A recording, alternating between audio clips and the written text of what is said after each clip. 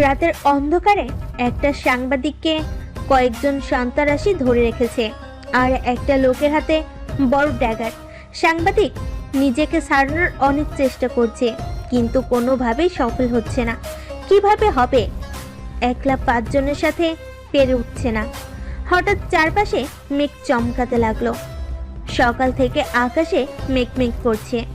এখন এই রাতে আবার বিদ্যুৎ চমকাতে লাগলো। কিছু সময়ের মাঝে বৃষ্টির পানি ঝরতে লাগলো। প্লিজ মিশা ভাই, আমাকে ছেড়ে দিন। আমি আর জীবনে এই ভুল করব না। তুই আমার মিশুর সাথে টক্কর নিয়েছিস। তুই এই মিশার সাথে টক্কর নিয়েছিস, আমার গোডাউনে ঢুকে আমার অপরাধের ভিডিও করছিস। এবার মাসুল তোকে দিতেই হবে সাল্লা। ভাই, আমি সব ভিডিও ডিলিট করে দেব, তবুও আমাকে ছেড়ে দিন। বাড়িতে আমার বউ বাচ্চা আছে। সাংবাদিক হবার আগেই এটা তোর ভাবা উচিত ছিল, কিন্তু এখন ভেবে লাভ নেই। কারণ এই মিশু সওদাগরের সুগার বেশি, বিপি বেশি, আর নিজের শত্রুকে তাড়াতাড়ি খতম করার নেশাও বেশি। এই কথা বলে মিশা হাসতে লাগলো, আর সাংবাদিক কান্না করতে লাগলো। যখনই মিশা সওদাগর সাংবাদিকের পেটে ছুরি মারতে যাবে, তখনই গুলির শব্দ শুনতে পেল সবাই। কোল্ড, আর একটু নড়াচড়া করলে পরের গুলি তোদের পেটে যাবে। আরে আরে, থানার ওসি যে ডাকার আগেই চলে আসছে না আজ। মিশা ভাই, ডাক তো পড়েছে। ওই যে সালাম সাহেব আমাদের কল করে এখানে রেখেছে। ওসির কথা শুনে মিশা সওদাগর সামনে তাকিয়ে দেখলো একজন লোক ওসির পিছন থেকে বেরিয়ে এসে সাংবাদিকের কাছে গেল আর জড়িয়ে ধরলো। সরি বন্ধু, তোর ফোন পেয়ে আমি তখনই আসছি, কিন্তু এদের সাথে পারবো না বলে পুলিশকে ফোন করেছি। খুব ভালো করেছিস। সঠিক সময় তুই না এলে আজ হয়তো আমি উপরে চলে যেতাম। সঠিক সময়ে আসা এটাই সালামের কাজ বন্ধু। অফিসার এই খুনিকে নিয়ে যান। আর এই নিন, এখানে প্রমাণ আছে এর বিরুদ্ধে। সাংবাদিক নিজের মুখের ভিতর থেকে একটা চিপ বের করে দিল। ওসি সাহেব ওটা নিয়ে মুচকি হাসলো। কামটা ভালো করলি না সালাম, তোর সাথে আমার কোনো শত্রুতা ছিল না, কিন্তু তুই আমার হাত থেকে বাঁচতে পারলি না। আরে, যেই প্রমাণ আছে এটাই তোর যাবজ্জীবন জেল হবে। ওই ছোট ছেলে আমাকে আটকে রাখতে পারবে না। কালকের মধ্যে আমি বের হয়ে আসবো, দেখিস। ওসি সাহেব সেটা নিয়ে মুচকি হাসলো। ওসি মিশাকে নিয়ে চলে গেল, আর এদিকে দুই বন্ধু কথা বলতে লাগলো। ধন্যবাদ সালাম, তুই সঠিক সময় না আসলে কি হতো ভাবতেই পারছি না। আরে শফিক, তুই আমার জানের জিগার বন্ধু। তোর বিপদে পাশে না দাঁড়ালে হয়? আর ওই খুনিকে শাস্তি পেতে তোকে তো সাহায্য করবই। এমনিতে তুই বিজনেসম্যান, তোর শত্রুর অভাব নেই। আবার আমি একটা বানিয়ে দিলাম, তাও শহরের সবচেয়ে ভয়ঙ্কর খুনির। দূর, চিন্তা করিস না, কিছুই হবে না। তুই এখন নিশ্চিন্তে বাসায় যা, আর আমিও বাসায় যাই। তোর ভাবি হয়তো আমার জন্য অপেক্ষা করছে। ঠিক আছে, যা তাহলে। মাহিমের জন্মদিনে দেখা হচ্ছে, আর ওই বিষয়ে কথা হবে। ঠিক আছে ভাই, বলিস। দুই বন্ধু বিদায় নিয়ে চলে গেল। সালাম চৌধুরী, যিনি একজন বিজনেসম্যান, পরিবারের সদস্যরা হলো তার স্ত্রী মালেকা বেগম আর 9 বছরের একমাত্র ছেলে মাহিম শাহরিয়ার। কুষ্টিয়াতে এদের বাসা। অন্যদিকে শফিক আহমেদ, একজন নামকরা সাংবাদিক, স্ত্রী রহিমা আর 6 বছরের মেয়ে বৃষ্টি। এটাই তাদের পরিবার। শফিক আর সালাম সাহেব ছোটবেলা থেকেই বন্ধু, আর সেটা সারা জীবন রাখার জন্য একটা প্ল্যান করেছে, যেটা পরেই জানতে পারবেন। 2 দিন পর রাতে খাবার টেবিলে বসে ডিনার করছে সালাম, মালেকা আর মাহিম। মালেকা বেগম সালাম সাহেবকে নিয়ে অনেক চিন্তায় আছেন, কারণ গতকাল থেকে তাকে মারার বিভিন্ন হুমকি আসছে। আচ্ছা, তুমি পুলিশকে জানাচ্ছ না কেন? তোমাকে হুমকি দিচ্ছে? আরে মালেকা, তুমি চিন্তা করো না, আমাদের মতো বিজনেসম্যানদের এইসব হুমকি আসেই। কিন্তু এবার আগের থেকে আলাদা। তুমি কি ভুলে গেছো 2 দিন আগে কার সাথে ঝামেলা করেছো? কার সাথে আবার? মিশা সাওদারের সাথে।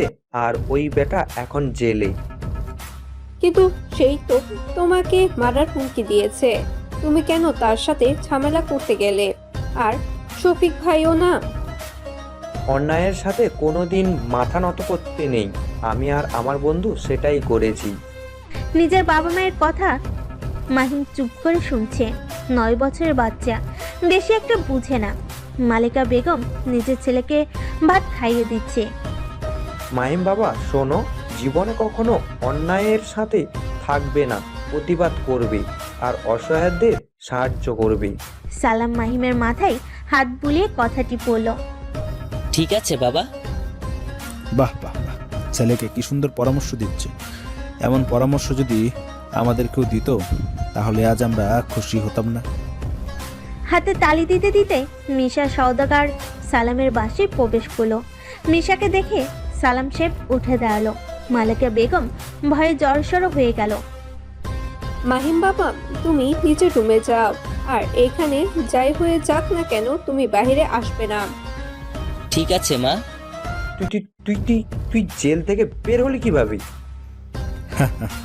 তোর আগেই বলছিলাম এই দেশের জেলে আমাকে আটকে রাখতে পারবে না। এখন তোকে আমার হাত থেকে বাঁচাতে হবে কে? গার্ড, গার্ড, কেউ নেই, সবাইকে শুইয়ে দিয়েছি। বেরিয়ে যা আমার বাসা থেকে, না হলে পুলিশ ডাকতে বাধ্য হব। এই ধর একে। মিশার কথা শুনে সালাম আর মালিকা চেপে ধরলো মিশার লোক। মিশা একটা ছুরি নিয়ে সালাম সাহেবের পেটে ঢুকিয়ে দিল। আহ, না, ছেড়ে দিন ওকে। বাবা, মাহিম নিজের রুম থেকে চিৎকার করে উঠল। আমার সাথে পাঙ্গা নেওয়ার ফল। সালাম সাহেব নিজের পেট ধরে বসে পড়ল। আস্তে আস্তে নিস্তেজ হয়ে গেল। মিশা গিয়ে মালিকা বেগমের গলায় ছুরি চালিয়ে দিল। মালিকা বেগম নিজের গলা ধরে বসে পড়ল। ফিনকি দিয়ে রক্ত বের হতে লাগলো। আস্তে আস্তে জানটা বেরিয়ে গেল। মালিকা। মাহিম নিজের মা বাবার এই অবস্থা দেখে রুম থেকে দৌড়ে চলে আসলো আর কান্না করতে লাগলো। মা, বাবা, উঠো। কি হয়েছে তোমাদের? আর উঠবে না। ভাই, এটাকে আমরা মেরে দিই। আরে না না, ছোট শিশু মেরে হাত বন্ধ করবো না। পুরো বাড়িতে আগুন লাগানোর ব্যবস্থা কর, সেটাও এলাকায় পুড়ে যাবে। ঠিক আছে ভাই। মিশার কথা শুনে তার লোক ঘরের ভিতরে লন্ডভন্ড করে আগুন ধরিয়ে দিল। চারপাশে দাউ দাউ করে আগুন জ্বলতে লাগলো। আমার সাথে শত্রুতা করার ফল, এটা তোর ফল। এই সবাই চল। আগুন লাগিয়ে দিয়ে মিশা সওদাগর নিজের লোকেদের নিয়ে চলে গেল। আর আগুনের মাঝে মাহিম বসে কান্না করতে লাগলো। মাহিম বাবা, এখান থেকে পালা, না হয় তুই আমাদের মতো মারা যাবি। না বাবা, আমি তোমাদের ছেড়ে যাব না। আমার কসম লাগে, তুই এখান থেকে পালা। এরই মাঝে বাড়ির মাঝে দৌড়ে একজন লোক প্রবেশ করলো। এসে সালাম সাহেবের কাছে বসলো। সিরাজ, তুই আসছিস? তুই আমার ছেলেকে নিয়ে দূরে চলে যা, আর ওকে মানুষের মতো মানুষ করবি। তোর কিছু হবে না, আমি তোরে বাঁচাবো। সেটা আর হবে না, আমার হয়তো সময় নেই। চুপ কর। সিরাজ মাহিম আর সালামকে নিয়ে নিজের গাড়িতে বসালো আর হসপিটালে যাবার জন্য রওনা দিল। সিরাজ মাহিমও সালামকে নিয়ে হসপিটালে চলে আসলো। সালাম সাহেবের অবস্থা খুবই খারাপ। ডাক্তাররা তাড়াতাড়ি করে তাকে অপারেশন থিয়েটারে নিয়ে গেল।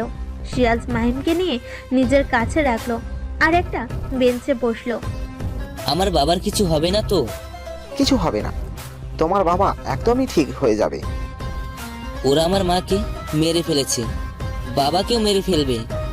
মাহিম কান্না করছে আর বলছে, তুমি কান্না করো না, তোমার বাবাকে ডাক্তাররা দেখছে। খুব তাড়াতাড়ি দেখো, তোমার বাবা তোমার সাথে কথা বলবে। সিরাজ সাহেব বিভিন্নভাবে ছোট্ট মাহিমকে বোঝাতে লাগলো। মাহিম এইসব শুনে চুপ হলো না, বরং কান্না করেই গেল। সিরাজ হলো মাহিমের বাবার কেয়ারটেকার প্লাস ম্যানেজার। আধা ঘন্টা বসে থাকার পর ডাক্তার রুম থেকে বের হলো। সিরাজ সাহেব মাহিমকে নিয়ে দৌড়ে তার কাছে গেল। সালাম সাহেব কেমন আছে? Sorry, he is no more. Sorry, তাকে আনতে অনেক লেট করে ফেলেছেন। ডাক্তার এই কথা বলে চলে গেল। আঙ্কেল, ডাক্তার কি বললো? বলল যে তোমার বাবা ঘুমিয়ে গেছে। ও আচ্ছা। ওয়ার্ড বয় সালামের লাশ বের করলো। সিরাজ তার কাছে এগিয়ে গেল। বাঁচাতে পারলাম না তোরে, মাফ করে দিস বন্ধু। বাবা, বাবা, উঠো। দেখো, ওরা আমার মাকে মেরে ফেলেছে। তুমি উঠো আর ওদের গিয়ে টিসুম করে দাও। মাহিম কান্না করে নিজের বাবাকে হাত ধরে ডাকতে লাগলো, কিন্তু মরা মানুষ কখনো কি কথা বলে? ঠিক তেমনি সালাম সাহেব কোনো উত্তর দিল না। তোমার বাবাকে দেখো না, তোমার বাবা ঘুমিয়ে আছে তো। ও আচ্ছা, কিন্তু গায়ে ব্যান্ডেজ, আর এখন ঘুমিয়ে আছে কেন? ওরা আমার বাড়িতে আগুন লাগিয়ে দিয়েছে। এটা বলে মাহিম তার বাবাকে ধাক্কা দিয়ে ডাকতে লাগলো কান্না করে। বাবা, বাবা, উঠো।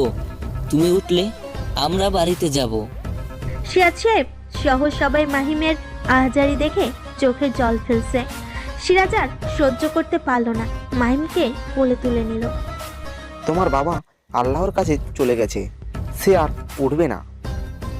মানে চিরদিনের জন্য? এটা বলে মাহিম কান্না করতে করতে অজ্ঞান হয়ে গেল। 9 বছরের শিশু আর কত সহ্য করবে? প্লিজ আমাকে সাহায্য করুন, দাফন কাজ সম্পূর্ণ করতে হবে। সিরাজের কথা শুনে দুজন সাহায্য করতে চাইল। সালাম সাহেবকে নিয়ে সিরাজ বেরিয়ে আসলো হসপিটাল থেকে নিচে। তারপর তাদের সাহায্যে সালাম সাহেবকে দাফন করার ব্যবস্থা করলো। বাড়ির অবস্থা খারাপ, তাই হয়তো মালেকা বেগমের কথা ভাবলেন না সিরাজ। কবরস্থানে সালামকে দাফন করে ছেলে দুটো চলে গেল। সিরাজ একলাই সব কাজ করলো, কারণ লোক এখন নেই। কিছু সময় পর মাহিমের জ্ঞান ফিরল, তখন বাবা বাবা বলে কান্না করতে লাগলো। এর জন্য গাড়ি থেকে নিয়ে কবরস্থানে প্রবেশ করলো। আঙ্কেল, আমরা এখানে আসলাম কেন? আমার খুব ভয় করছে। তোমার বাবা এখানে ঘুমিয়ে আছে, তাই এখানে নিয়ে আসলাম। মানে আমার বাবা ঘুমিয়ে পড়েছে আমাকে না বলে? এই ঘুম সেই ঘুম নয়। মাহিম নিজের বাবার কবর ধরে কান্না করতে লাগলো। হঠাৎ 9 বছরের ছেলে মাহিমের কি যেন হলো, কান্না বন্ধ করে দিল। তোমাকে আর মাকে যারা মেরেছে আমি ছাড়বো না, তাদের কঠিন মৃত্যু দিব। ওরা যেভাবে তোমাকে মেরেছে আমি তার থেকে কঠিন মৃত্যু দিব। হ্যাঁ, সেটা করতে হবে, আর সেইভাবে তোকে তোরই আমি করব। নিজের মা বাবার হত্যার প্রতিশোধ নিবি। এখন আমাদের এখান থেকে যেতে হবে। না, বাবাকে ছেড়ে কোথাও যাব না। এই শহর ছেড়ে তোকে যেতে হবে, আর তোরই হতে হবে। সিরাজ মাহিমকে নিয়ে চলে আসলো। মাহিম প্রচুর কান্না করতে লাগলো। শফিক সাহেব রাতের মাঝে খবর পেল কারা যেন তার প্রাণপ্রিয় বন্ধুকে আর তার পুরো পরিবারকে মেরে বাড়িতে আগুন লাগিয়ে দিয়েছে। এই খবর শোনার সাথে সাথে তিনি বুঝে গেলেন কারা এমন করতে পারে। এই জন্য তিনি নিজের পরিবারকে নিয়ে এই শহর ছেড়ে চলে যাবার সিদ্ধান্ত নিল, আর সেটা আজ রাতের মাঝেই। রহিমা, তাড়াতাড়ি প্রয়োজনীয় যেই পোশাক লাগে নিয়ে নাও। তুমি হঠাৎ এই রাতে এইসব বলছো কেন? এইসব কি? আর সাথে বলছি সালাম আর তার পরিবার বেঁচে নেই। কি? তাহলে তুমি সেখানে না গিয়ে ব্যাগ গুছাতে বলছো কেন? কারণ তাদের সবাইকে খুন করা হয়েছে, আর আমার আন্দাজ যদি ভুল না হয় তাহলে খুন মিশা সওদাগর করেছে। তুমি আর সালাম ভাই কিছুদিন আগে যাকে পুলিশে দিলে। হ্যাঁ গো। কত করে বলবো এই সাংবাদিকতা ছেড়ে দাও আর ওদের সাথে লাগতে চেও না, কিন্তু কে শুনে কার কথা। এখন দেখো, তোমার জন্য সালাম ভাই মারা গেল। বেশি কথা বলো না, তাড়াতাড়ি রেডি হয়ে নাও। রহিমা বেশি কথা বাড়ালো না, ব্যাগে কিছু জামা কাপড় নিল। আর শফিক সাহেব নিজের দরকারি কাগজ নিয়ে রাতের অন্ধকারে বেরিয়ে পড়ল নিজের মেয়ে বৃষ্টিকে নিয়ে। গন্তব্য অজানা। 12 বছর পর আমেরিকার একটা বড় বিল্ডিং এর টপ ফ্লোরের চেয়ারের উপর বসে আছে একটা ছেলে, যার চোখ দূরে থাকা ব্যস্ত শহরে। কফির মগে চুমুক দিচ্ছে আর এই দৃশ্য দেখছে। তখনই সেখানে আরেকটা ছেলে আসলো। বস, আপনার আঙ্কেলের অবস্থা খুবই খারাপ, তাকে জরুরি ভিত্তিতে চিকিৎসা করা লাগবে। কি কি হয়েছে আমার আঙ্কেলের? তার একটা কিডনি ড্যামেজ হয়ে গেছে। তাকে তাড়াতাড়ি আমেরিকা নিয়ে আসার ব্যবস্থা করো। তিনি এখানে আসবেন না। ও আচ্ছা, তাহলে আমার যাওয়ার ব্যবস্থা করো। আমি আর এক মুহূর্তেও এখানে থাকতে চাইছি না। ঠিক আছে স্যার, আপনার যাওয়ার ব্যবস্থা করছি। আর আজকে ডিলগুলোর কাগজ। ঠিক আছে, তুমি রেখে যাও, আমি দেখছি। ওকে। ছেলেটি কাজ রেখে চলে গেল। অচেনা ছেলেটি কফির মগে মুখ দিল আর নিজের মনে মনে বলল, সব কাজ আবার শুরু করব, সব কমপ্লিট। আর দেরি নয়, এখন শুধু প্রতিশোধের পালা। তৈরি থাকিস, আমি আসছি এবার বদলা নিতে। এই কথা বলে অচেনা ছেলেটি কাউকে ফোন দিল। সাথে সাথে অপর পাশ থেকে ফোন রিসিভ হলো। বলুন বস। আমি ব্যাক করছি, এমটি ইজ ব্যাক। আমার সব কাজের হিসেব চাই, আর তুমি এইসব ডিটেলস দিবে। ওকে। ফোন কেটে অচেনা ছেলেটি মুচকি হাসলো। কি হতে চলেছে ভবিষ্যতে সেটা অজানা। রাজশাহী সিটি, চারপাশে গাড়ির আওয়াজ ছুটে চলেছে নিজ গন্তব্যে। গাড়ির আওয়াজ এতটা যে চারপাশের মানুষ বিরক্ত। নিজ কাজে ছুটে চলেছে সবাই। এই সকালে রাস্তায় জ্যাম, যেটা বাংলাদেশের একটা বড় সমস্যা।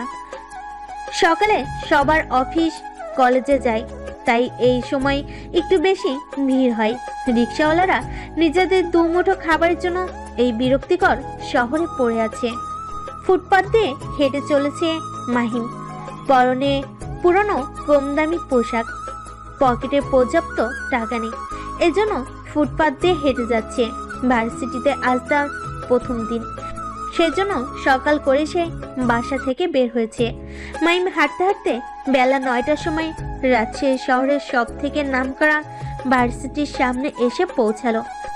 স্বপ্নের ভার্সিটি রাজশাহী বিশ্ববিদ্যালয়। এখানে আমার ভবিষ্যৎ লুকিয়ে আছে, যেখানে থেকে আমি অনেক বড় জায়গায় পৌঁছাবো। মাহিম নিজের কথাগুলো বলে ভার্সিটির গেটের সামনে আসলো।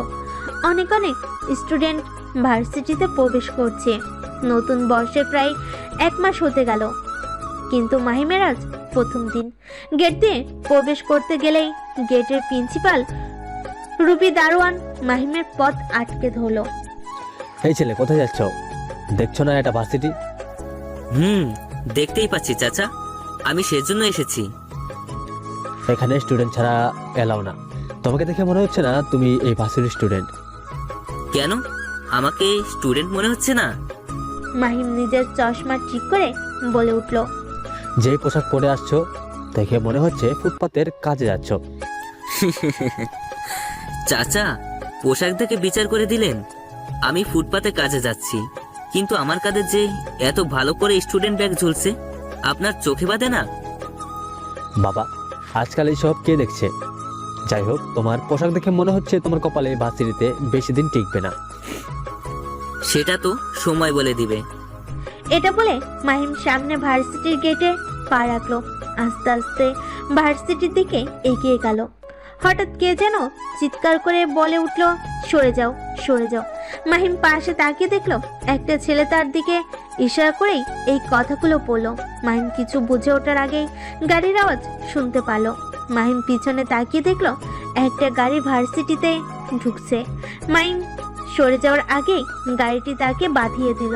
মাহিমের ভাগ্য ভালো, গাড়িটা ঠিক মুহূর্তে ব্রেক কষেছে, না হলে মাহিমের কি হতো আল্লাহ জানে।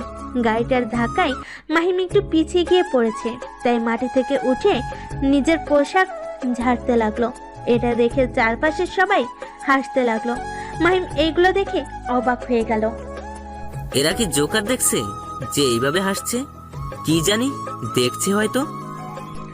কথাগুলো বলে মাহিম মাটি থেকে নিজের চশমা ঠিক করে চোখে পড়ে নিল। কে গাড়িতে ধাক্কা মারছে সেটা দেখার জন্য মাথা উঁচু করে দেখলো গাড়ির সামনে শার্ট প্যান্ট পরিহিত এক ছেলেরূপী মেয়ে দাঁড়িয়ে আছে। দেখে শুনে গাড়ি চালাতে পারেন না? এখনই তো গাড়ি চাপা দিয়ে দিতেন। মাহিমের কথা শুনে মেয়েটি সোজা থাপ্পড় বসিয়ে দিল মাহিমের গালে। এটা দেখে তো মাহিম খুব অবাক হয়ে গেল। মাহিম বুঝতে পারলো না এটা জিজ্ঞাসা করার জন্য তাকে এসে থাপ্পড় মারবে। আপনি দোষ করে আবার সরি না বলে আমাকে মারছেন? তোকে তো শুধু থাপ্পড় দিয়েছি, এখন তোর সাথে কি কি করি তুই দেখ, আমার মুখে মুখে কথা বলার জন্য আবার আমাকে সরি বলতে বলছিস। ইরা নামের মেয়েটি চিৎকার করে বলে উঠল। ইরা নামের মেয়েটি মাহিমের জামার কলার ধরে টানতে টানতে নিয়ে যেতে লাগলো। মাহিম বলল, আমার কলার ধরে কোথায় নিয়ে যাচ্ছেন আপনি? ছেড়ে দিন আমাকে। মাহিমের কথা শুনে ইরা বলল, তুই আমার মুখে মুখে কথা বলছিস, আবার আমার গাড়ির সামনে এসে পড়েছিস, এর শাস্তি তো তোকে পেতেই হবে। কিন্তু এটাই তো দোষ আপনার। এই ভার্সিটিতে আমার কোনো দোষ নেই, আমি যেটা করব সেটাই ঠিক। এখন তুই বেশি কথা বলিস না, তাহলে তোর শাস্তি আরো বাড়বে। ইরা রেগে বলল। ইরার রেগে যাওয়ার কথা শুনে মাহিম আর কিছু বলল না। চারপাশের বিভিন্ন ছেলে মেয়ে কথা মাহিমের কানে আসলো। আজ এই ছেলেটার অবস্থা খুবই খারাপ হবে। অন্যজন বলল, হ্যাঁ, যে গ্যাংয়ের হাতে পড়েছে ওর তো র্যাগিং করে আজ অবস্থা শেষ করে দিবে। আরেকজন বলল, ছেলেটাকে হয়তো আর ভার্সিটিতে দেখা যাবে না, কতদিন যে হসপিটালে পড়ে থাকবে আল্লাহ জানে। এটা শুনে পাশ থেকে আরেকজন বলল, ছেলেটাকে দেখে হাবাগোবা মনে হচ্ছে। আর আর ইরার দল তো হাবাগোবা ছেলে পেলে তাকে চুষে খেয়ে ছেড়ে দেবে, মানে র্যাগিং করবে। চারপাশের স্টুডেন্টদের কথা শুনে মাহিমের মনে ভয় ঢুকে গেল। সে বুঝতে পারছে প্রথম দিন তার সাথে কিছু একটা হবে। মাহিম ভীতু হয়ে ইরাকে বলল, ম্যাম, আপনি কে আমি তা জানি না, কিন্তু মনে হচ্ছে আমি ভুল কারো সঙ্গে তর্ক করে ফেলেছি। প্লিজ আমাকে মাফ করে দিন আপনি। তোর ভুলের কোনো মাফ নেই। ভার্সিটিতে আসার আগে ভার্সিটির সম্পর্কে খোঁজ নেওয়া উচিত ছিল তোর, কিন্তু তুই সেটা করিসনি, আর প্রথম দিনই আমার সঙ্গে তর্ক করছিস। ম্যাম, আমার ভুল হয়ে গেছে, এই ভুল আর জীবনও হবে না। তুই যেন এই ভুল না করতে পারিস সে ব্যবস্থাই করছে। এমন শিক্ষা দিব যেন তোর সারা জীবন মনে থাকে। ইরা মাহিমকে টানতে টানতে নিয়ে বকুল গাছতলায় আসলো, যেখানে ইরার বাকি বন্ধুরা দাঁড়িয়ে আছে। চলুন জেনে নেওয়া যাক ইরার ফ্রেন্ড সার্কেলে কারা আছে। ইরার ফ্রেন্ড সার্কেলে অনেকগুলো ছেলে মেয়ে আছে, কিন্তু তাদের মাঝে 5 জন বেস্ট। এরাই সকল ছেলে মেয়েকে র্যাগিং করে থাকে। র্যাগিং তো করবেই পাওয়ারফুল লোকের ছেলে মেয়েরা। তার একজন হলো রাজশাহী সিটির এমবি সিদ্দিক চৌধুরীর ছেলে মাসুম। আরেকজন দেশের টপ বিজনেসম্যান মির্জা চৌধুরীর ছেলে হাবিব চৌধুরী। অন্যজন হলো সিটি মেয়র নীলের মেয়ে নীলা। আরেকজন হলো সাকিব, সিদ্দিক চৌধুরীর ঘনিষ্ঠ বন্ধু বাক্কা চৌধুরীর ছেলে। এই 5 জন মিলেই মূলত স্টুডেন্টদের বেশি র্যাগিং করে থাকে। ভার্সিটিতে এদের সবাই এক নামে চেনে, 5 র্যাগিং গ্রুপ। আরে তোরা দেখ দেখ, ইরা নতুন মুরগিকে ধরে এসেছে। তাই তো দেখছি, কিন্তু আজকের তা একটু বেশি হাবাগোবা মনে হচ্ছে। কিরে ইরা, তুই আজ নিজে মোরগ ধরে নিয়ে আসছিস রে, ব্যাপারটা কি? আর বলিস না, এই খ্যাতটা আমার গাড়ির সামনে পড়েছিল, আমাকে আবার সরি বলতে বলছে। ইরার কথা শুনে বাকি বন্ধুগুলো হাসতে লাগলো। মাহিম তো ভয়ে জড়সড় হয়ে দাঁড়িয়ে আছে। সে এখান থেকে যেতে পারলে বাঁচে। ভালোই তো, এই ক্ষেত্রার সাহস আছে দেখছি। আমরা কে সে হয়তো এখনো জানে না, দাঁড়া সেটা এখনই বুঝিয়ে দিচ্ছি। যা করার কর, এই ক্ষেতটাকে বুঝিয়ে দে ইরা কি জিনিস, আর 5 র্যাগিং গ্রুপসের পাওয়ারটা কেমন সেটাও। ইরার কথা শুনে হাবিব আর মাসুম বসা থেকে উঠে দাঁড়ালো আর মাহিমের দিকে এগিয়ে আসতে লাগলো। ভার্সিটির সবার সামনে খালি গায়ে দাঁড়িয়ে আছে মাহিম। পুরো গায়ে তার পচা কাদা লেগে আছে। একসময় সে কান্না করতে করতে ভার্সিটি থেকে বেরিয়ে গেল। 5 র্যাগিং গ্রুপের সামনে ভীতু হয়ে দাঁড়িয়ে আছে মাহিম। ভার্সিটি প্রথম দিনই তার সাথে কেমন র্যাগিং হতে চলেছে সেটা তার অজানা। মাহিম খুব ভালো করেই বুঝতে পেরেছে ভার্সিটির প্রথম দিনে তার উপর দিয়ে ভালো করে ঝড় বয়ে যাবে, কারণ তার সামনে দাঁড়িয়ে আছে 5 র্যাগিং গ্রুপ। হাবিব আর মাসুম মাহিমের দিকে চারপাশ ভালো করে দেখে নিল। নাম কি তোর? ভাই, মাহিম আমার নাম। ভাই মাহিম, তা তুই কোন এলাকার ভাই রে, একটু শুনি। মাসুমের কথা শুনে সবাই হেসে দিল।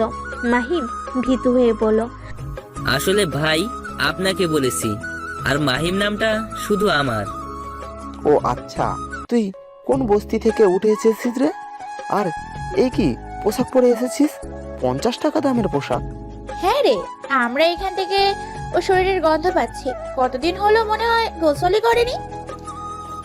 আরে বস্তির ছেড়ে খ্যাত, ও জামা কেনার টাকা কোথায় পাবে, আর না পোশাক আশাক ধোয়ার। তোরা চাইলে আমরা কিছু টাকা দিয়ে এই ক্ষেতটাকে সাহায্য করতে পারি। এইসব খ্যাতকে সাহায্য করে লাভ নেই, তার থেকে যেটা করতে চাইছিস তোরা সেটা কর। প্লিজ আপনারা আমাকে আজকে ছেড়ে দিন, আর আজ আমার ভার্সিটিতে প্রথম দিন। মাহিম ভীতু হয়ে বলল, আজ প্রথম দিন, তাই তোকে একটু বেশি শাস্তি দেব। কি করা যায় বলতো মাসুম? এই শরীর থেকে এমনিতেই দুর্গন্ধ আসছে, তাই একে ওই ভার্সিটির পুকুরেই ডুবানো উচিত। হ্যাঁ, এটা ভালো হবে। তারপর মাসুম মাহিমের শার্টের কলার ধরে টানতে টানতে ভার্সিটির পিছনের দিকে নিয়ে যেতে লাগলো, যেখানে একটা পুকুর আছে। মাসুমের পিছনে পিছনে বাকিরাও আসলো। পুকুরের পানি প্রায় শুকিয়ে গেছে, তাই কাদা ছাড়া আর কিছুই নেই। তোর জামা খোল তাড়াতাড়ি। কিন্তু কেন? থাক, যেটা বলছি সেটা কর, এত প্রশ্ন করছিস কেন? আমি শার্ট খুলতে পারবো না, প্লিজ ভাই আমাকে ছেড়ে দিন, আমি ক্লাস করে আসি। আরে আমরা যে তোর ক্লাস নিচ্ছি এটা তুই বুঝতে পারছিস না? নে তাড়াতাড়ি নিজের শার্ট খোল। প্লিজ ভাই ছেড়ে দিন না আমাকে। কান্না সুরে বলল মাহিম। সেটা বললে হবে না তো, তুই আমার গাড়ির সামনে পড়েছিস, আবার আমাদের মুখে তর্ক করছিস। এই হাবিব, ওর সাথে কথা না বলে যা করা তাড়াতাড়ি কর। নীলার কথা শুনে হাবিব মাহিমের শার্ট ধরলো আর জোরে একটা টান মারলো। সাথে সাথে মাহিমের শার্টের বোতাম ছিঁড়ে গেল। মাহিমের হাত ধরে টান মেরে শার্ট খুলে ফেললো। সেন্টু গেঞ্জু থাকার কারণে মাহিমের শরীর দেখা যাবে না। খ্যাত দেখছি ভিতরে জামা পরে আছে। গেঞ্জির অবস্থা দেখেছিস? ছি, এগুলো লোকে পরে। মাসুম মাহিমের চোখের চশমা খুলে নিল আর ধাক্কা মেরে পুকুরের কাদায় ফেলে দিল।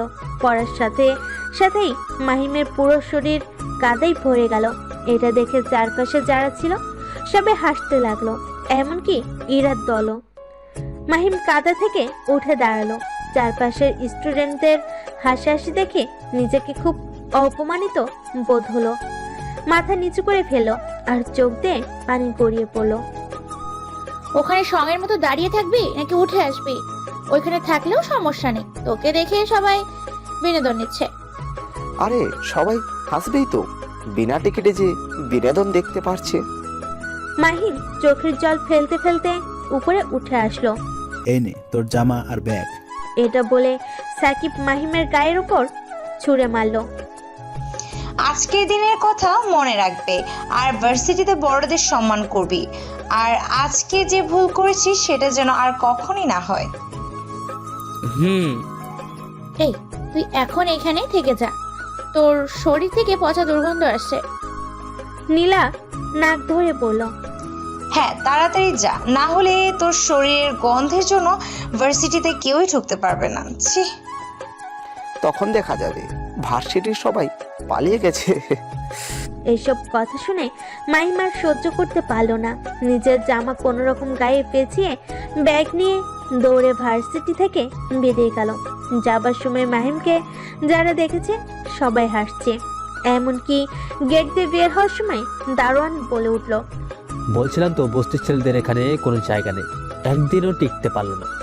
এটা শুনে মাহিম মাথা নিচু করে চলে গেল। কথাটি বৃষ্টি তার বন্ধু নেহালকে বলল। এই হলো গল্পের নায়িকা বৃষ্টি, শফিক চৌধুরীর মেয়ে। পড়াশোনার রূপে গুণে সব থেকে এগিয়ে, এইবার অনার্স প্রথম বর্ষের স্টুডেন্ট। বৃষ্টির সাথে রয়েছে তার বন্ধু নেহাল, মায়া, আকাশ, শ্রাবণী। 5 জন হাই স্কুল থেকে বন্ধুত্ব, সেটা ভার্সিটি পর্যন্ত এখনো চলমান। কি রে নিহাল, একটু আগে ওই ছেলেটি পেরিয়ে গেল, ওর এমন অবস্থা কেন? এমন অবস্থায় ভার্সিটিতে কে ঢুকতে দিয়েছে ওকে? যত সব পাগল। আরে পাগল হতে যাবে কেন? ভার্সিটিতে কোনো এক অভাগা স্টুডেন্ট যে কিনা 5 র্যাগিং গ্রুপসের সামনে পড়েছিল, আর তাকে ধরে এইভাবে র্যাগিং করে দিয়েছে। ও আচ্ছা, এই 5 র্যাগিং গ্রুপসের বিরুদ্ধে কি কেউ প্রতিবাদ করবে না কখনো? কে প্রতিবাদ করবে? তাদের বাবা সব পাওয়ারফুল, তাদের সাথে লাগতে গেলে পরদিন আর তাদের খুঁজে পাওয়া যাবে না। আমরা কিন্তু ইচ্ছে করলে এদের সাথে রুখে দাঁড়াতে পারি। পাগল নাকি তুই? আমাদের বাবারা বড় লোক হলেও রাজনীতিতে ওদের বাবার মতো পাওয়ারফুল নয়। ওদের সাথে লাগতে গেলে আমরা সহ আমাদের ফ্যামিলি বিপদে পড়বে। তার থেকে বেটার এমনিতেই ঠিক আছে। আরে শুধু আমরা নাকি, ভার্সিটিতে সবাই এক হয়ে। বৃষ্টি, তুই যেটা বলছিস সেটা কোনোভাবেই সম্ভব নয়, কারণ ভার্সিটিতে যারা আছে সবাই ওদের নামে ভয় পায়, এমনকি ভার্সিটির শিক্ষকরাও। সেটাই, কিন্তু দেখিস কোনো একদিন কেউ না কেউ ঠিক আসবে আর তাদের এই অহংকার পাওয়ার ধূলিসাৎ করে দেবে। বৃষ্টির কথা শুনে বাকিরা হ্যাঁ বলল, না হলে বৃষ্টি আরো জ্ঞান দিতে শুরু করবে। ভার্সিটি থেকে বেরিয়ে মাহিম দৌড়ে পাশের একটা টিউবওয়েল পেয়ে চলে গেল। তারপর পানি নিয়ে কোনো রকম নিজের শরীর ধুয়ে নিল। পাশ দিয়ে কিছু টোকাই ছেলে মেয়ে যাচ্ছিল, তারা মাহিমকে দেখে হাসতে লাগলো আর বলতে লাগলো, এই দেখ দেখ কত বড় পাগল, গায়ে কাদা দিয়ে ঘুরে বেড়াচ্ছে। পাগল, মাথা গোল পাগল। ছেলে মেয়েগুলো এভাবে মাহিমকে ডাকতে লাগলো। ছেলে মেয়ের কথাগুলো শুনে মাহিম শুধু মুচকি হাসলো। তারপর নিজের হাত মুখ ভালোভাবে ধুয়ে শার্টটি পরে নিল। তারপর চশমার কাদা ধুয়ে চোখে পরে নিল। তোমরা জানো পাগল ছাড়া দুনিয়া চলে না, তাই আমি নামক একটা পাগল খুব দরকার পৃথিবীতে। মাহিমের কথা শুনে ছেলে মেয়েগুলো হাসতে ফেটে পড়ল। এটা বলে মাহিম হাঁটতে হাঁটতে নিজের বাসার দিকে ফিরতে লাগলো। কাছে টাকা নেই তেমন, আর এমন অবস্থায় কোনো রিক্সাওয়ালা তাকে নিবে না। এই জন্য মাহিম হেঁটে যাওয়ার কিছু দূর পর্যন্ত ছেলে মেয়েগুলো চিৎকার করে পাগল পাগল করে ডাকতে লাগলো। মাহিম তাদের কিছু বলল না দেখে ছেলেমেয়েরা নিজের কাজে চলে গেল। অন্ধকার রুমে বসে আছে একটি বয়স্ক লোক, যার মুখ দেখা যাচ্ছে না অন্ধকারের জন্য। রুমের দরজা খুলে ঠিক তার পেছনে একজন এসে দাঁড়ালো। কি খবর নিয়ে এসেছো রানা? বস, 2টা খবর আছে, একটা খারাপ আর অন্যটা ভালো। কোনটা আগে শুনবেন আপনি? ভালোই, আগে বলো শুনি। বস, সবচেয়ে বড় ড্রাগস ডিলটা আজও হয়ে গেছে, আর তার টাকাও আপনার অ্যাকাউন্টে ট্রান্সফার হয়ে গেছে। সামনে এর থেকে বড় ড্রাগস ডিল করতে চায় তারা আপনাদের সাথে, আর তারা এটাও জানিয়েছে যে এবার যদি তাদেরকে আমরা মাল দিতে পারি তাহলে ডাবল টাকা দেবে। বাহ রানা, এটা খুব ভালো খবর, কিন্তু আছে তুই তাহলে কাজে লেগে পড়। বস, খারাপ খবরটা শুনবেন না? এত সুন্দর ভালো খবর শোনার পর খারাপ খবর শোনার মুডটাই চলে গেছে। কিন্তু বস, এটা খুবই আর্জেন্ট। ঠিক আছে, তাড়াতাড়ি বল আর এখান থেকে বিদায় হ। খবরটা হচ্ছে কিছুদিন ধরে কে যেন আমাদের লোককে মেরে ফেলছে, আর সেটা খুবই নির্মমভাবে। আর শুধু তাদেরকে বেশি মারছে যারা মেয়ে পাচারের সাথে জড়িত ছিল। কি? অপরিচিত অন্ধকারে বসে থাকা লোকটি রেগে গেল আর পাশে থাকা জারের গ্লাসটা ফেলে দিল। তোরা বসে বসে কি করছিস? ঘোড়ার ঘাস কাটছিস নাকি? তোরা খুঁজে বের করতে পারছিস না কে মেরেছে ওদের? নিজের বসকে রেগে যেতে দেখে রানা অনেকটাই ঘাবড়ে গেল। লোকটি আবারও রেগে বলল, বস, এই কাজ কে করেছে আমরা শুধু তার নামটাই জানতে পেরেছি, কিন্তু তাকে খুঁজে বের করতে পারছি না। আপাতত তার নামটাও বল শুনি।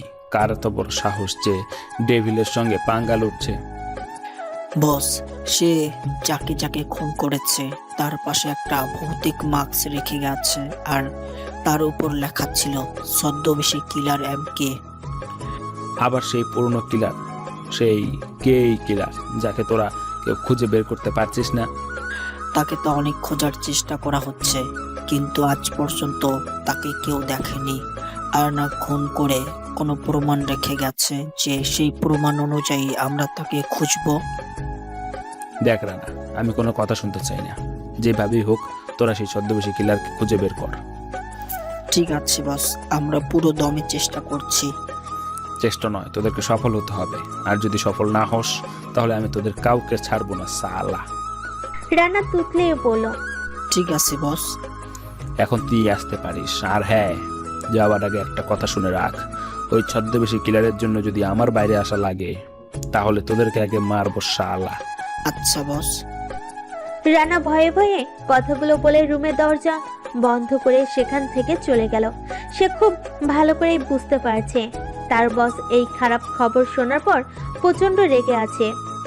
তাই আর বাড়তি কথা বলল না, না হলে তাকে সেখানেই মরতে হবে। রান্না চলে যাওয়ার পর অন্ধকারে থাকার লোকটি পৈশাচিক হাসি দিতে লাগলো আর জোরে জোরে বলতে লাগলো, ধীরে ধীরে করা আমার সেই সাম্রাজ্যকে বা ধ্বংস করবে। কে আসুক না কেন আমি তাকে নির্মমভাবে হত্যা করব। আমার পথে যে কাটা হয়ে দাঁড়াবে তাকে সরতে হবে, সময় লাগবে না। আর ছদ্মবেশী কিলার তুই সে হোস না কেন, আমার হাত থেকে রেহাই পাবি না। খুঁজে বের করে তোকে টুকরো টুকরো করে কেটে নদীতে ভাসিয়ে দিব শালা, বিকজ আই এম ডেভিল। কথাগুলো বলে লোকটি আবারও হাসতে লাগলো। হলরুমে বসে আছে সিরাজ আর তার সামনে বসে আছে মাহিম। দুজনের মাঝে কিছু কথা চলছে। মাহিম, তুমি এসব কি করছো? কেন চাচা, কি হয়েছে? আজ সকালে যেসব ঘটনা ঘটছে আমার কানে এসব এসে পৌঁছেছে। তুমি কি করতে চাইছো বলো তো? চাচা, আমি শুধু একটা কথাই জানি, প্রতিশোধ। আর এই প্রতিশোধ নেওয়ার জন্য আমাকে যে অবস্থায় যেতে হোক না কেন আমি যাব। তাই বলো, তুমি ওই অবস্থায়? হ্যাঁ চাচা, তুমি তো জানোই প্রতিশোধ নেওয়ার জন্য আমি কি না করেছি। তাই বলে তুমি ওই অবস্থায়? আমিও তোমাকে নিষেধ করছি না, তুমি তোমার মতন করে, আমি আর এর মাঝে কথা বলবো না। এটা বলে সিরাজ সোফা থেকে উঠে চলে যেতে লাগলো। আঙ্কেল, তুমি রেগে যাচ্ছ কেন? তুমি কি চাও না আমি আমার মা বাবার হত্যার প্রতিশোধ নেই? চাইবো না কেন, অবশ্যই চাই, কিন্তু তাই বলে তুমি এইভাবে অপমানিত হয়ে বাসায় ফিরবে আর সেটাও আমার কানে আসবে আর আমি কিছুই করতে পারবো না? চাচা, তুমি তো ছোটবেলা থেকে শিখিয়েছো বড় বড় কিছু পেতে হলে ছোট ছোট একটু একটু স্যাক্রিফাইস করতে হয়। ঠিক আছে, তোমার কথাই রইলো, তুমি তোমার নিজের মতন করে চলো।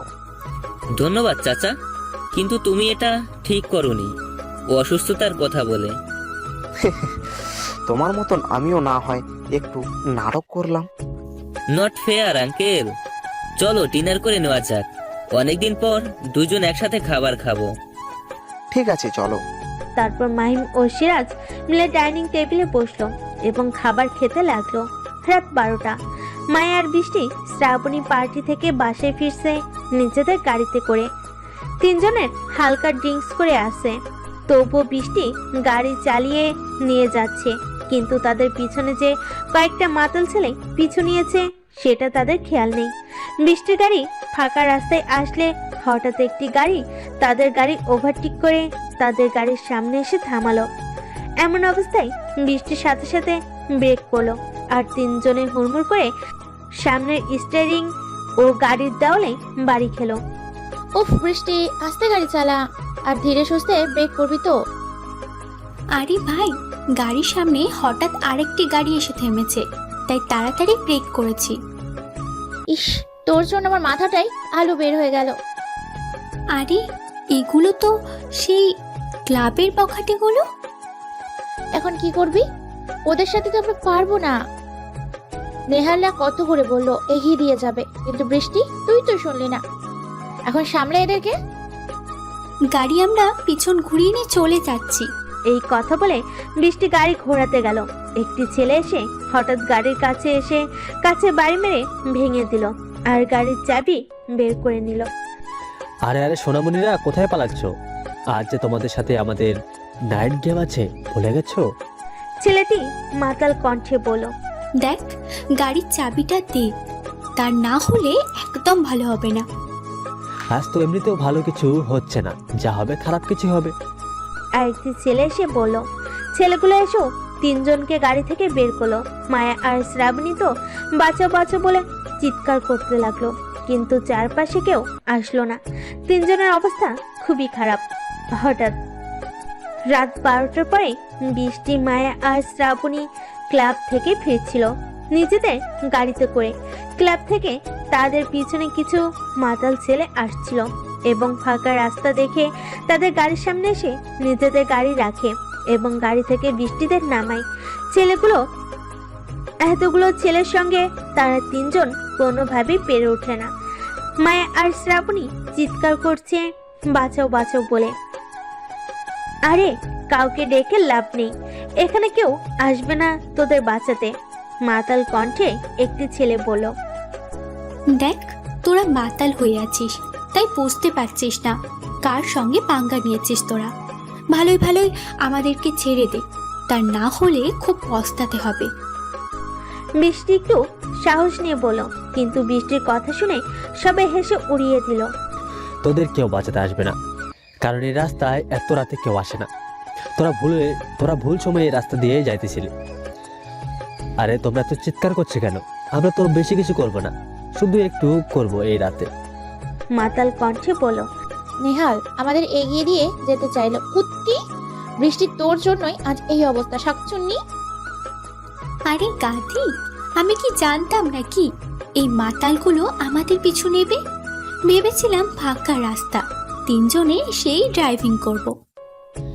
এই তোরা এত কথা বলিস কেন? চুপ করে থাক। রাস্তার পাশে একটা পুরাতন বাংলো বাড়ি ছিল। তিনজনকে সেখানে টেনে হিঁচড়ে নিয়ে যেতে লাগলো। ক্লাবে আমাকে থাপ্পড় মারার সময় মনে ছিল না তোর? আজ তোর এমনটা অবস্থা করব যে সব দেমাগ চলে যাবে। এবার বৃষ্টিও ভয় পেতে লাগলো।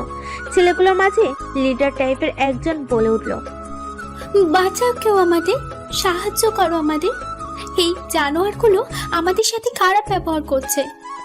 বৃষ্টি চিৎকার করে ডেকে ডেকে বলল, তোদের কথা কেউ শুনবে না। এই শালি বেশি কথা বলছে, এর ব্যবস্থা আগে করতে হবে। তাড়াতাড়ি রুমের ভিতর নিয়ে চল, ওই সামনের বাংলোয়। ছেলেগুলো তিনজনকে বাংলোর ভিতরে নিয়ে গেল। তিনজনের ভয়ে কান্না করতে লাগলো আর জোরে জোরে চিৎকার করতে লাগলো। তিনজনও মদ পান করেছিল, তাই হালকা নেশাগ্রস্ত তারা। একটু মদ হলে ভালো হতো। আরে ভাই, তুই তো দেখছি একদম চিল মুডে আছিস। কি করব বল, তিনটা নারীর সাথে একটু ড্রিঙ্কস হলে ভালো হতো। তোর কথা বুঝতে পারছি, কিন্তু এখন ড্রিঙ্কস তো পাওয়া যাবে না। এদেরকে চুষে চুষে খেয়ে ড্রিঙ্কসের নেশাটা করে নে। এই কথা বলে 7 জন ছেলে ওদের তিনজনকে ঘিরে ফেলো আর এগিয়ে আসতে লাগলো। তিনজনেই নিজেদের জড়সড় করে ফেলো। 7 জন যখন ওদের শরীর টাচ করবে তখন দরজা ভাঙার শব্দ আসলো এবং তীব্র আলো দরজা ভেদ করে তাদের চোখে এসে পড়লো। সাথে সাথে সবাই নিজেদের চোখে হাত দিল। ওই কে রে? লাইট তো বন্ধ অবশ্যই হবে, কিন্তু তোরা এখানে কি করছিস? আমরা যাই করি না কেন, সেটা তোর বাপের কি? তুই এখানে কেন আছিস? আমি তো আমার গন্তব্যে যাচ্ছিলাম, কিন্তু তিনটা মেয়ের চিৎকার শুনলাম মনে হলো, তাই অনুসরণ করে এখানে চলে আসলাম। এখানে কোনো মেয়ে নেই, তুই ভুল শুনেছিস। এখান থেকে ভালোই ভালো কেটে পড়। প্লিজ আমাদেরকে বাঁচান এই জানোয়ারগুলোর হাত থেকে। বৃষ্টি চিৎকার করে বলে উঠল। এই চুপ কর। এই যে কোনো একটা মেয়ের কণ্ঠ শুনলাম মনে হলো। এটা বলে আগন্তুক নিজের বাইকের হেডলাইট বন্ধ করলো। আলো নিভে গেলে সবাই নিজেদের চোখের সামনে থেকে হাত সরালো আর বাইরে দেখলো। জ্যোৎস্নার আলোয় সবাই স্পষ্ট দেখতে পালো ডার্ক ব্লু কালারের লং হুডি, মুখে ফিনিক্স মাস্ক, চোখের মনি নীল জ্বলজ্বল করছে। আগন্তুককে সামনের দিকে এগিয়ে আসলো। কি হচ্ছে এখানে? সেটা তো জানতে হবে না, তুই সেখান থেকে যাইতেছিলি, সেখানেই যা। যাবো তো অবশ্যই, কিন্তু এখানে কি হচ্ছে দেখে তো যাব। তাছাড়া কে যেন আমার বাপকে নিয়ে কথা বললো। আমি কি বলেছি কি করবি তুই? যেটা বলে একটি ছেলে এগিয়ে গেল। সাথে সাথে আগন্তুক লোকটি নিজের পিস্তল বের করে ছেলেটির মাথা বরাবর শুট করে দিল। ছেলেটির সাথে সাথেই ধপ করে মাটিতে পড়ে গেল। হঠাৎ করে এসব হয়ে যাওয়াতে বাকি ছেলেগুলো ভয় পেয়ে গেল। কে তুই? আর তোর কাছে বন্দুক কেন? আমি কে সেটা তোরা একটু পরে জানতে পারবি, কিন্তু আগে ওই মেয়েগুলোকে ছেড়ে দে।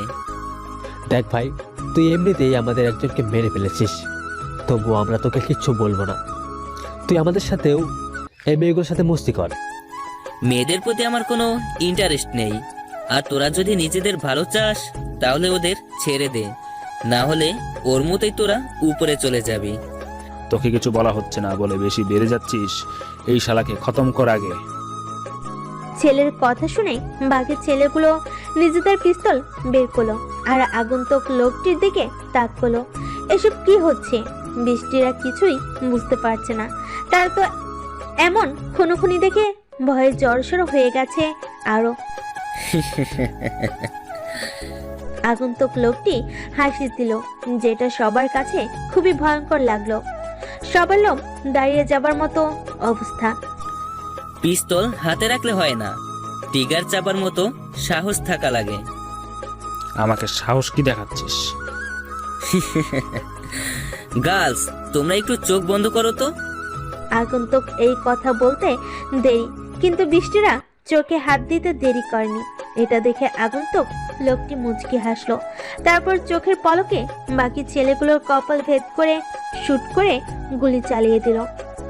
বন্দুকের গুলির আওয়াজ শুনে তিনজন মেয়ে কেঁপে উঠল এবং সাথে সাথে মাটিতে ধপাধপ করে পড়ে যাওয়ার আওয়াজ শুনলো। এতে বৃষ্টিরা নিজের চোখের সামনে থেকে হাত সরিয়ে দেখলো সব লোকগুলো মৃত অবস্থায় মাটিতে পড়ে আছে। তিনজনের সামনের দিকে তাকিয়ে দেখলো আগন্তুক লোকটি চলে যাচ্ছে, হাতে তার বন্দুক। লোকটি নিজের বাইকের ওপর বসলো এবং টান দিয়ে সেখান থেকে চলে গেল। তিনজনের কেউই তার মুখটি দেখতে পারলো না। যেই হোক না কেন, কাজটা কিন্তু খুব ভালো করেছে। কি ভালো করেছে বল? 7 জন লোককে মেরে ফেললো এক নিমেষে, আর এটা তোর ভালো বলছিস? আরে গাধা, এই লোকটি যদি না আসতো তাহলে আমাদের কি অবস্থা হতো একবার ভাবতো। সমাজে দর্শিতা হয়ে বেঁচে থাকা লাগতো। কিন্তু এই অপরিচিত লোকটি। মায়ের কথা শুনে বৃষ্টির সামনে এগিয়ে গেল আর লাশের কাছ থেকে মাস্কটি তুলে নিল। এটা তো একটা ফিনিক্স মার্ক। এটার উপর লেখা আছে, এটা তো একটা ফিনিক্স মার্ক। এটার উপর একটা লেখা জল জল করছে, ছদ্মবেশী কিলার এমকে।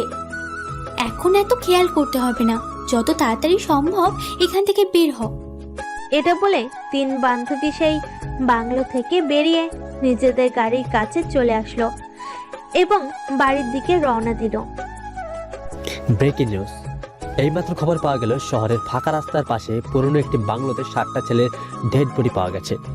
সবারই মৃত্যু একটি কারণে হয়েছে, আর সেটা হলো গুলি। 7 জনের কপাল ভেদ করে গুলি চলে গেছে।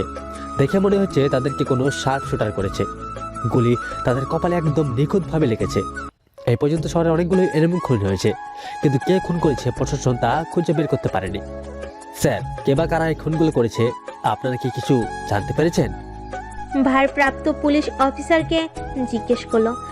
দেখুন, আমরা পুরোদমে খুনিকে খোঁজার চেষ্টা করছি, আর খুব শীঘ্রই আমরা তাকে ধরে ফেলবো। থানায় নতুন দারোগা রেহান এই কথাটি বলল। এই কথাটা তো আমরা কবে থেকে শুনে আসছি, কিন্তু আপনারা কোনো পদক্ষেপ নিতে পারছেন না কেন? আমরা কি ধরে নেব প্রশাসন এই খুনিকে ধরতে ব্যর্থ? আপনারা ভুল বলছেন। আমরা নিজের সর্বোচ্চ দিয়ে চেষ্টা করছি, আর আমি আশাস্বরূপ বলতে পারি এই খুনিকে খুব তাড়াতাড়ি আমরা গ্রেপ্তার করব আর কঠিন শাস্তি দেব। আপনারা কি খুনের কোনো ক্লু পেয়েছেন? দেখুন, আপনারা প্রশ্ন করা বাদ দিন আর আমাদের কাজ আমাদেরকে করতে দিন। আপনারা এখন এখান থেকে যেতে পারেন। এটা বলে দারোগা রেহান খুনের স্পটের জায়গায় চলে গেল, আর প্রেসের লোক বিভিন্ন ধরনের কথা বলতে লাগলো। এত সময় খবর দেখতেছিল শফিক সাহেব, আর তার পাশে ছিলেন তার স্ত্রী। দেখছো দিনকে দিন দেশে কি অবস্থা হয়েছে? একসঙ্গে 7 জনকে মানুষ খুন করে ফেলেছে। দেশের পরিণতি খুবই ভয়াবহ। মানুষ শান্তিতে থাকতে পারছে না, আর প্রশাসনের লোক এসব খুনিদের পকেটে সবকিছুই টাকার কাছে বিক্রি হয়ে গেছে। হ্যাঁ সেটাই, কিন্তু তাই বলে সাধারণ মানুষকে নিরাপদে থাকতে পারবে না। দেখো, যারা খুন হয়েছে তারা মনে হয় কোনো অপরাধী। মানুষ তো এমনি এমনি খুন হয় না। শফিক সাহেব ও তার স্ত্রী কথা বলতেছিল, তখনই বৃষ্টি সেখানে আসলো। তুমি একদম ঠিক বলেছো বাবা। এই 7 জন হয়তো কোনো অপরাধী ছিল, কিংবা কারোর পাকা ধানে মই দিয়েছিল, তাই ওইভাবে মরেছে। আমার মতে এদের মরাই ভালো হয়েছে। কেন কেন ভালো হয়েছে? বাবা, তুমি খবরে কি দেখলে বলো তো? খবরটা কি ভালো করে দেখোনি নাকি? আমি নিজের ফোনে দেখলাম এদের শরীর থেকে মদের গন্ধ ট্রেসেস পাইছে, আর আমার মনে হয় যে ওরা কোনো খারাপ কিছু করার জন্য সেখানে গিয়েছিল।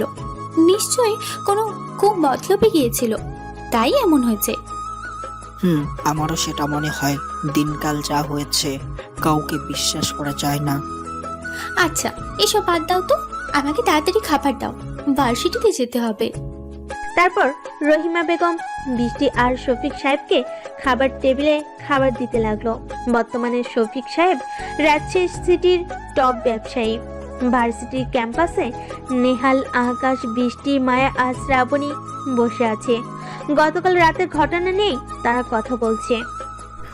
তোদের কত করে বললাম যে আমি তোদের এগিয়ে দিয়ে আসি, কিন্তু তোরা শুনলি না। দেখলি তো কত বড় বিপদে পড়েছিলি। আরে ভাই, কে জানতো যে এই মাতালগুলো আমাদের পিছু নেবে? সেটা যাই হোক, আমিও 7 জনকে কিভাবে মারলো সেটা দেখে অবাক। মানে তুই দেখলি কিভাবে? হ্যাঁ বৃষ্টি, তুই দেখলি কিভাবে? তখন তো আমরা চোখে হাত দিয়েছিলাম। ঘটনা ক্লিয়ার করে বল তো তোরা। তাহলে শোন, আমাদের পিছনে যে মাতালগুলো নিয়েছিল না, সকালে যে খবরটা দেখলি, ওই 7 জনকে মারা হয়েছে, বুঝলি? ও আচ্ছা। কিন্তু বৃষ্টি, তুই কেমন করে দেখেছিলে? আরে বোন, হ্যাঁ, ওই অচেনা লোকটি চোখের পলকে ওই 6 জনকে ঠাস ঠাস করে গুলি মেরে ফেলেছিল। আমি আঙুলের ফাঁক দিয়ে তাকে সবই দেখেছিলাম। তারপর কি হলো? তারপর আর কি হবে, নিজের পকেট থেকে একটা কি যেন ওই লাশগুলোর পাশে ফেলে দিয়ে চলে গিয়েছিল। তার চেহারা দেখতে পারছিস তুই? কেমন ছিল দেখতে? আরে না ভাই, তার মুখে ইয়া বড় একটা মাস্ক পরা ছিল, মাথায় ইয়া বড় হুডি ছিল, তাই কিছু দেখতে পারিনি, কিন্তু চোখ দুটো সেই ছিল, এক কথায় ক্রাশ খাওয়ার মতো। বুঝতে পারছি, আমাদের বৃষ্টি ক্রাশ খাইছে, কিন্তু চোখ দুটো কেমন ছিল? গাঢ় নীল চোখ, যাদের জ্যোৎস্নায় চিকচিক করছিল। একটা জিনিস আমরা পাইছি, সেটা হলো ফিনিক্স মার্ক। কই দেখি সেই মাস্কটি।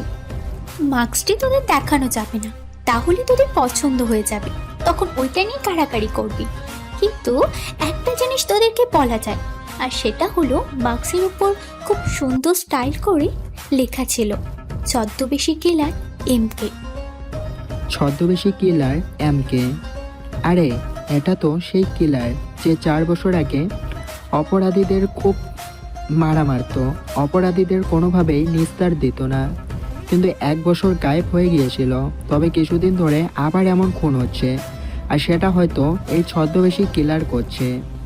আরে এবার আমার মনে পড়েছে, বৃষ্টি তোকে বলেছিলাম না, ওই ছদ্মবেশী কিলার এমকে লেখাটি আমি কোথায় যেন পড়েছিলাম। হ্যাঁ বলেছিলি তো, কি হয়েছে? আরে আমি এই ছদ্মবেশী কিলার এমকে একটি আর্টিকেল পড়েছিলাম, আর সেখানে তার সকল কথা লেখা ছিল, কিভাবে মানুষ খুন করে, কাদেরকে মারে, এইসব এর বিষয়গুলো খুবই ভালো লেগেছিল আমার, কারণ সেই সব সময় ভালো মানুষদের পাশে দাঁড়ায় আর অপরাধীদের মারে। ও আচ্ছা। ওই ছদ্মবেশী কিলার যদি আমাদের ভার্সিটিতে আসতো আর ওই 5 র্যাগিং গ্রুপের অবস্থা এমন করতো না, তাহলে খুবই ভালো হতো। সেটা তুই ঠিক বলেছিস, ওদের টাইট করার জন্য এমন কাউকে লাগতো। আরে এদের মতো ছোটখাটো মাস্তানকে ঠিক করতে আবার কিলার লাগবে না? তাহলে তোরা করছিস না কেন প্রতিভা? আমরা তো ঝামেলা চাই না, তাই। হুম, জানি তোরা এক একটা ভিতর ডিম। আর যত সাহসী তুই। হ্যাঁ, আমি তো সাহসী, দেখলি না কাল রাতে চিৎকার করে কেমন যাচ্ছিলাম। হ্যাঁ, কিন্তু পরে কে যেন কান্নাকাটি করতেছিল।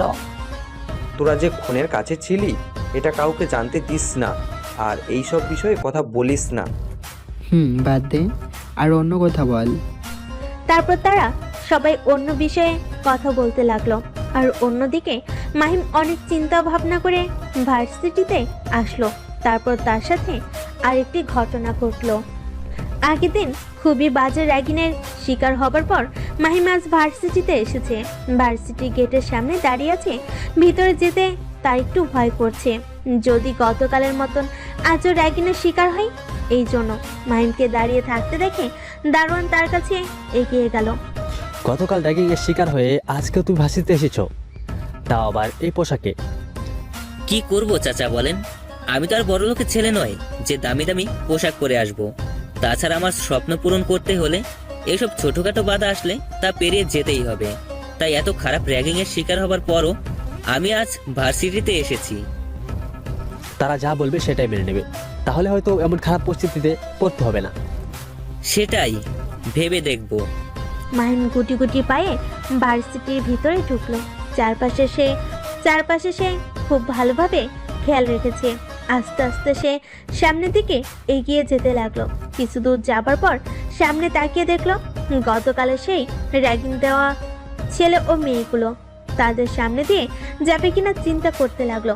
অনেক চিন্তা ভাবনা করার পর দেখলো তাদের সামনে দিয়ে না গেলে ক্লাস করা হবে না। এই জন্য মাথা নিচু করে এগিয়ে চলো। মাহিম কিছু একটা চিন্তা করে র্যাগিং গ্রুপের দিকে এগিয়ে গেল। আরে আকাশ, ওইটা কালকের ছেলেটা না, যাকে কাদার ভিতর ফেলে দিয়েছিল ওই ইরারা? হ্যাঁ, সেটাই তো। কিন্তু আজ ওই ছেলে নিজে থেকে এগিয়ে যাচ্ছে কেন ওদের দিকে? দেখ, আজ হয়তো নিজ থেকে র্যাগিং এর শিকার হতে যাচ্ছে। আরে তুই কি পাগল হয়েছিস নাকি? লোকে র্যাগিং এর হাত থেকে বাঁচতে চায়, আর ওই ছেলে নাকি নিচ থেকে খেতে যাচ্ছে। এটা বলে শ্রাবণী হাসলো। আচ্ছা কথা বলিস না, দেখতে থাক কি হয়। 5 র্যাগিং গ্রুপের সামনে গিয়ে মাহিম বড় একটা সালাম দিল। আসসালামু আলাইকুম ভাইয়ার আপুরা, কেমন আছেন আপনারা? হঠাৎ মাহিমের এসে সালাম দেওয়া দেখে তারা খুবই অবাক হলো। তারপর কিছু একটা ভেবে সবাই মুচকি হাসলো এবং সালামের উত্তর দিল। বাহ, একদিনের র্যাগিং এ তো তোর ভালো শিক্ষা হয়েছে। জি আপু, প্রথম দিন, তাই আমি কিছুই জানতাম না। এই জন্য আপনাদের সাথে বেয়াদবি করে ফেলেছিলাম। হ্যাঁ, সেটাই খুবই খারাপ করেছিস। যাই হোক, আজকে তোর কপাল খুব ভালো যে তুই এসে সালাম দিয়েছিস। তো বেচারা যখন এসেছে তাহলে ছোটখাটো কিছু একটা করা যায়। আরে হ্যাঁ, কি করবি বল?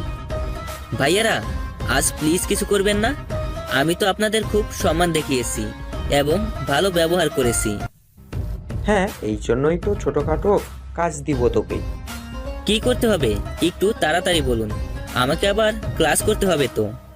ঠিক আছে, তোকে বেশি কিছু করতে হবে না। তুই শুধু বাইরের ক্যান্টিন থেকে গিয়ে বেনসন সিগারেট নিয়ে আসবি। ঠিক আছে ভাইয়া। কিন্তু কিছু সময় হয়ে গেল মাহিম সেই জায়গা থেকে নড়ল না। তাই দেখে হাবিব বলল, কি হলো, যাচ্ছিস না কেন? এখানে দাঁড়িয়ে থাকবি নাকি চড় খাবি? আসলে ভাইয়া, বেনসন সিগারেট কেনার মতো আমার কাছে টাকা নেই, তাই যদি টাকাটা আপনারা দিতেন। মাহিমের এই কথা শুনে হাবিব এসে ঠাস করে একটা চর বসিয়ে দিল মাহিমের গালে। সিগারেট কেনার জন্য আমাদের থেকে টাকা চাইছিস? বড় ভাইদের সিগারেট খাওয়াবি, এতে টাকা চাইছিস কেন? আরে তোরা এই ফকিনিকে এখনো চিনতে পারিসনি? জামা কাপড় দেখি তো বুঝতে পারছিস পকেটে হয়তো টাকা নেই। তাই হাবিব, তুই টাকা দে, সিগারেট কিনে যে টাকাটা বাঁচবে সেটা ওই ফকিনিকে দিয়ে দিস। এরা, তুই একদম ঠিক বলেছিস। এইসব ছোট লোকের কাছে সাধারণ সিগারেট কেনার টাকাই হয়তো নেই, আবার বেনসন। এই কথা বলে হাবিব নিজের পকেট থেকে 500 টাকা বের করে মাহিমের জামার পকেটে গুজে দিল। এখন গিয়ে তাড়াতাড়ি 1 প্যাকেট বেনসন সিগারেট নিয়ে আয়। আচ্ছা। এইটা বলে মাহিম গালে হাত দিয়ে ভার্সিটির বাইরের ক্যান্টিনে যেতে লাগলো। দেখলি তো, শালা হারামজাদা অযথায় গিয়ে একটা থাপ্পড় খেলো। আবার তো বাইরে গেল, হয়তো কিছু কিনতে পাঠিয়েছে। আরে ওইসব দেখলে আমাদের হবে না, ক্লাস করতে হবে, তাড়াতাড়ি চল। বৃষ্টির কথা শুনে সবাই সহমত জানালো এবং সবাই উঠে নিজের ক্লাসের দিকে যেতে লাগলো। অন্যদিকে মাহিম সিগারেট কিনে নিয়ে তাদের সামনে আসলো। এই নিন ভাইয়া আপনাদের সিগারেট আর টাকা। সিগারেটটা দে আর টাকা তোর কাছে রেখে দিই। টাকা লাগবে না ভাইয়া। বেশি কথা বলিস কেন? যেটা বললাম সেটা কর, হারামির বাচ্চা। বেশি মুখে মুখে তর্ক করলে কালকের মতন শিক্ষা দিয়ে দিব। না না ভাইয়া, কিছুই করতে হবে না, আমি টাকাটা নিচ্ছি। গুড, শুধু শুধু থাপ্পড় খেলি। যেতে পারিস, আর আমরা যখন ডাকবো তখন যেন এসে হাজির হওয়া যায়। আচ্ছা। এরপর মাহিম টাকাগুলো নিজের কাছেই রেখে দিল। তারপর নিজের ক্লাস খুঁজতে লাগলো। অবশেষে পেয়েও গেল, কিন্তু ক্লাসের সামনে এসে দেখলো অলরেডি স্যার ক্লাসে প্রবেশ করেছে। তাই মাহিম ভয়ে ভয়ে ক্লাসরুমে আসলো। আসতে পারি স্যার? মাহিমের কথা শুনে ক্লাসের স্যার সহ সকল স্টুডেন্ট দরজার দিকে তাকালো এবং সবার নজরে খ্যাত মার্কা একটা ছেলেকে চোখে বাঁধলো। কে তুমি? আর এই সময় ক্লাসের সামনে কি করছো? স্যার আমি এই ক্লাসেরই স্টুডেন্ট। দেখে তো সেটা মনে হচ্ছে না। সে যাই হোক, এত লাইট কেন? আসলে স্যার ভার্সিটিতে আজ আমার প্রথম দিন, তাই ক্লাস খুঁজে বের করতে একটু সময় লাগলো। ঠিক আছে, আজকের মতন প্রবেশ করো, কিন্তু এরপর যদি কোনোদিন লেট হয় তাহলে আমার ক্লাসে ঢুকতে দেব না। Okay sir. স্যারের অনুমতি পেয়ে মাহিম দরজা দিয়ে ক্লাসরুমে প্রবেশ করলো, কিন্তু নিজের পায়ের সাথে পা বেঁধে ধপাস করে সবার সামনে পড়ে গেল। এটা দেখে ক্লাসের সবার মধ্যে হাসির রোল পড়ে গেল। এমনকি স্যারও প্রচণ্ড বিরক্ত হলো। স্যার সবাইকে ধমক দিয়ে চুপ করিয়ে দিল আর মাহিমকে বলল, দেখে শুনে চলতে পারো না? অত বড় তো চশমা পরে আছো, তাও চোখে দেখো না। স্যারের এমন কথা শুনে ক্লাসের সবার হাসির রোল পড়ে গেল আর মাহিম অপমানিত হয়ে নিচে পড়ে থাকা চশমাটি তুলে নিজে উঠে দাঁড়ালো। সরি স্যার, আর এমন হবে না। আসলে প্রথম দিন, তাই নিজের কাছে কেমন জানি লাগছে, এই জন্য এমন হয়েছে। আমি তোমার থেকে এইসব শুনতে চাইনি, আর আমাকে ক্লাস নিতে দাও। যত সব ক্লাস নেওয়ার সময় ডিস্টার্ব করে। ঠিক আছে স্যার। মাহিম নিজের চশমাটি পরে ব্যাগ ভালোভাবে কাঁধে নিল, তারপর গিয়ে সবার পিছনে একটি বেঞ্চে বসলো। এখনো অনেকেই আছে যারা মাহিমের দিকে তাকে খিলখিল করে মুখ টিপে হাসতেছে, যা মাহিম খুব ভালো করে বুঝতে পারছে। অতঃপর যথা নিয়মে স্যার ইংরেজি ক্লাস করলো এবং ঘন্টা দিলে স্যার রুম থেকে বেরিয়ে গেল। ইংরেজি স্যার ক্লাসরুম থেকে বেরিয়ে গেলে মাহিমকে নিয়ে সবাই হাসাহাসি করতে লাগলো এবং অনেকে অনেক কথা বলতে লাগলো। আর দেখ ভাই, সবাই দেখ, ক্লাসে এক ফকিন্নি কানা আসছে। হ্যাঁ, তোরা যদি কেউ চাস এই ফকিরনিকে কয়টা টাকা ভিক্ষা দিতে পারিস। না হলে তোরা কেউ একটা মোটা আর বড় চশমা কিনে দিতে পারিস। একটা দিয়ে তার হচ্ছে না, আরেকটা লাগবে।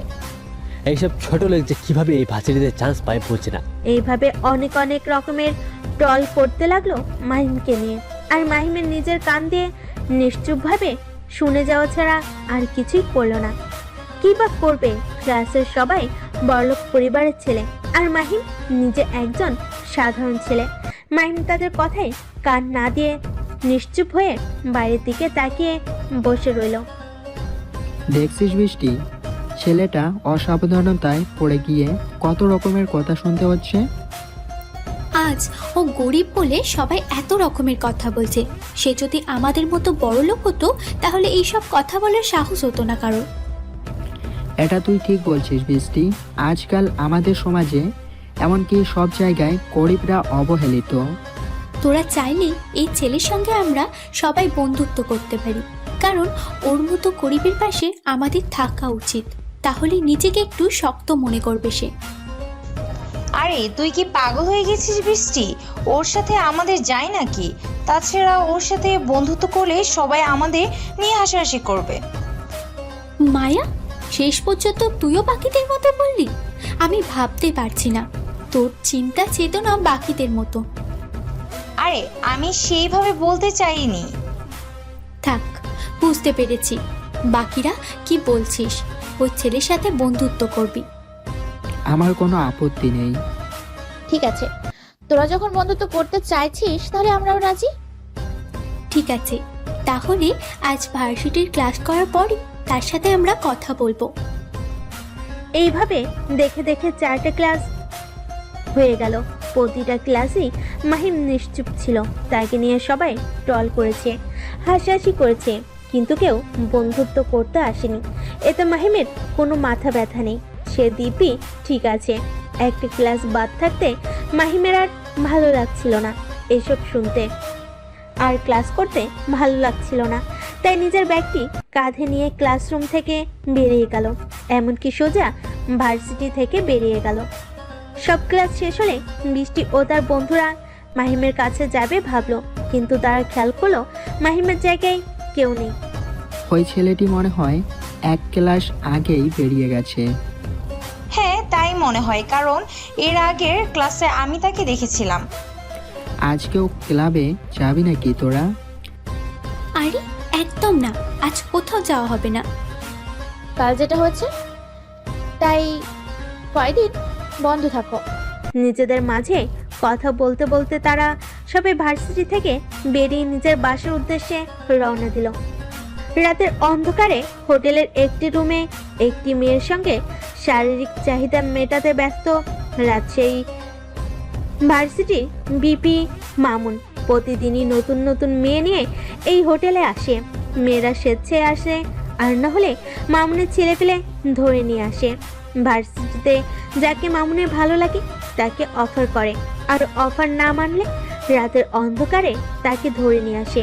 এটা মামুনের নিত্যদিনের কাজ, তাকে ধরার মতন কেউ নেই। ঠিক প্রতিদিনের মতো আজও একটি মেয়েকে জোর করে ধরে নিয়ে এসে শারীরিক সম্পর্ক করছে। মেয়েটি এসব সহ্য করতে না পেরে কান্না করছে এবং হাতাহাতি করছে, যেটা মামুনের কাছে খুবই বিরক্ত লাগছে। তাই টেবিলের উপর থেকে নিজের বন্দুকটি নিয়ে মেয়েটির পেট বরাবর গুলি করে দিল। সাথে সাথে মেয়েটি নিস্তব্ধ। এইটুকু সহ্য করতে পারিস না, আবার মেয়ে হয়েছিস কিসের জন্য? এখন যা, ওপরে গিয়ে শান্তিতে থাক। এটা বলে মৃত মেয়েটির শরীরের সাথে কিছু সময় শারীরিক সম্পর্ক করে মামুন উঠে দাঁড়ালো এবং নিজের পোশাক পরে নিল। বন্দুকটি নিজের কোমরে গুজে সিগারেট বের করে একটি সিগারেট ধরালো। তারপর জানালার পাশে দাঁড়িয়ে সিগারেট টানতে লাগলো। নিজের ফোন বের করে মামুন কাউকে ফোন দিল। লাশটাকে রুম থেকে নিয়ে গিয়ে নদীর ধারে ফেলে দিয়ে আয়। হ্যাঁ, খুব তাড়াতাড়ি শালিকে আজ মেরে ফেলিলাম, খুব বিরক্ত করছিল। মামুন ফোন কেটে দিয়ে আবার সিগারেট টানতে লাগলো। কিছু সময় পর রুমের মাঝে দুইজন ছেলে আসলো। ভাই, আপনি আজকেও একটি মেয়েকে মেরে ফেললেন। কি করব, আমার কাজের সময় বেশি বিরক্ত করলে একদম ভালো লাগে না, আর এই শালি তো বেশি করতেছিল, তাই উপরে পাঠিয়ে দিলাম। কিন্তু ভাই, কিছুদিন পর পর যদি এমন হয় তাহলে তো আপনার সমস্যা হয়ে যাবে। কি হবে না হবে সেটা আমি বুঝে নেব। তুই বলার কে, কুত্তার বাচ্চা? তুই আমার পালিত কুত্তা, তোকে টাকা দিই আর তাই তুই কাজ করিস। এখন কানের কাছে বেশি ঘ্যান ঘ্যান না করে যেটা বললাম সেটা কর। মামুন রেগে কথাগুলো বলল। সরি ভাই, ভুল হয়ে গেছে। এটা বলে ছেলে দুটো মেয়েটির গায়ের পোশাক দিয়ে ভালোভাবে ঢেকে নিল। তারপর মেয়েটিকে নিয়ে রুমের বাইরে চলে গেল। আল্লাহ জানে এই পিশাচ আর কত মেয়ের জীবন নষ্ট করবে। একে মারার জন্য কেউ কি আসবে না? এসব কথা বলিস না, ওই জানোয়ার শুনতে পারলে আমাদের কেউ মেরে ফেলবে। আমার কাছে যদি কোনো পাওয়ার থাকতো তাহলে এই শালাকে গুলি করে মারতাম। যেটা নেই সেটা বলে কি লাভ? এর সাথে তো কাজও ছাড়তে পারছি না। ছেড়ে দেওয়ার হলে কবেই ছেড়ে দিতাম। হ্যাঁ, ছাড়লে তো আমাদেরকে আগে। এইভাবে দুজন কথা বলতে বলতে মেয়েটির লাশটাকে নদীর পাড়ে ফেলে দিতে আসলো। নিজের রুমে আয়নার সামনে দাঁড়িয়ে আছে বৃষ্টি, হাতে তার ফিনিক্স মাস্ক। খুব মনোযোগ সহকারে সেটি দেখছে। একসময় সে নিজের মুখে এটা পরে নিল। বাহ, আবাকে দেখতে তো সেই লাগছে, ছদ্মবেশী লেডি কিলার। এটা বলে বৃষ্টি হাসতে লাগলো এবং বিভিন্ন ধরনের পোস্ট দিয়ে ছবি তুলতে লাগলো। একটি গোডাউনে তিনটি ছেলেকে বেঁধে রাখা হয়েছে আর তাদের সামনে দাঁড়িয়ে আছে ছদ্মবেশী কিলার, আর তার হাতে রয়েছে বিভিন্ন ধরনের অস্ত্র। তিনটে ছেলে বাঁচার জন্য খুবই আকুতি মিনতি করছে, কিন্তু ছদ্মবেশী কিলার সেই সব কানে নিচ্ছে না। প্লিজ আমাদেরকে ছেড়ে দিন, আমরা কি ভুল করেছি আপনার কাছে? তোরা অনেক বড় ভুল করেছিস, তার মাঝে সবচেয়ে বড় ভুল তোরা অপরাধী। তাছাড়া মেয়েদেরকে দর্শন করেও সমাজে বুক ফুলিয়ে ঘুরে বেড়াস। আমরা আর এইসব করবো না, আমাদেরকে ছেড়ে দিন, আমরা পুলিশের কাছে স্যালেন্ডার করব। পুলিশ তোদের কিছুই করতে পারবে না, কারণ 2 দিন জেলের ভিতর থেকে আবার বাইরে আসবি। তাই তোদের একটাই শাস্তি, মৃত্যুদণ্ড। এটা বলে ছদ্মবেশী কিলার তাদের বিভিন্নভাবে টর্চার করতে লাগলো। এক সময় চাইনিজ কুড়াল দিয়ে সবার গলা কেটে দিল, আর ছুরি দিয়ে বুকের ওপর ধর্ষক লিখে দিল। এই লাশগুলোকে শহরের সবচেয়ে জনগণ যেখানে বেশি থাকে সেখানে ফেলে দিয়ে আয়। ঠিক আছে ভাই। ছদ্মবেশী কিলার নিজের লোককে এই কথা বলে গোডাউন থেকে বেরিয়ে গেল।